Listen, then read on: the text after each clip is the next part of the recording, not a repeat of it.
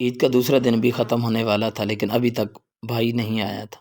اس دفعہ بھائی نے عید مبارک بھی نہیں کہی تھی۔ مجھے بار بار بچپن کی وہ یادیں ستا رہی تھیں کہ کس طرح ہم مل کر کھیلتے تھے، اٹھنا بیٹھنا کھانا پینا، وہ ساری باتیں کس طرح پیار سے پیش آیا کرتے تھے۔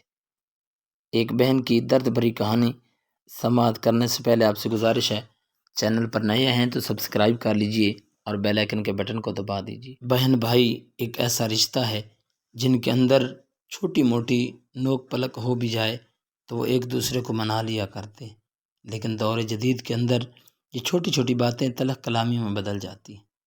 یہ بہن بھی کوئی اسی طرح انتظار میں تھی۔ کہتی ہے کہ مجھے یاد آتا ہے کہ بچپن میں کبھی بھی میں ناراض ہوتی تو بھائی منا لیا کرتا تھا اور فوراً مناتا، حتیٰ کہ روٹی بھی نہیں کھاتا تھا۔ پھر آہستہ آہستہ کیا ہوا کہ بھائی بڑا ہوتا گیا، خیالات بدلتے گئے، حالات بدلتے گئے، اور آخر میں شادی جب ہوئی، میری بھی شادی ہو گئی، اس کے بھی بچے ہو گئے، میرے بھی بچے ہو گئے، اور بدقسمتی سے ہمارے والدین جو ہے وہ انتقال کر گئے۔ ماں باپ کے فوت ہونے کے بعد جب گھر جاتے تو آہستہ آہستہ وہاں معاملات بدلتے گئے اور ہماری بھابیاں کچھ سخت کلامی سے پیش آتی۔ انہیں یہ خیال نہ رہتا کہ ہم بھی عورتیں ہیں اور یہ بھی عورتیں ہیں، اگر ہم اپنے بہن بھائیوں کے بغیر نہیں رہ سکتی تو یہ بھلا اپنے بھائیوں کے بغیر کیسے رہیں گی۔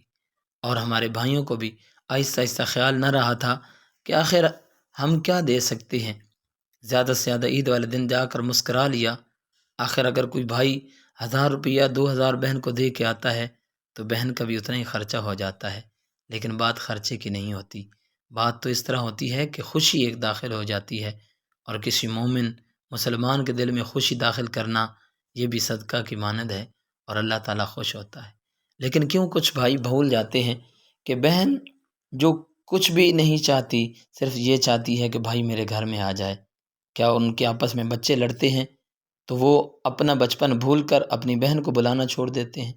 کیا کبھی کسی سے کوئی چیز مانگی نہ ملی تو اس وجہ سے بچپن کا پیار بھول گیا؟ کیا ان کی بہن اس کی بیوی آپس میں جھگڑتی ہے تو کیا ان کی وجہ سے یہ اپنی بہن کو بلانا چھوڑ دیتے ہیں؟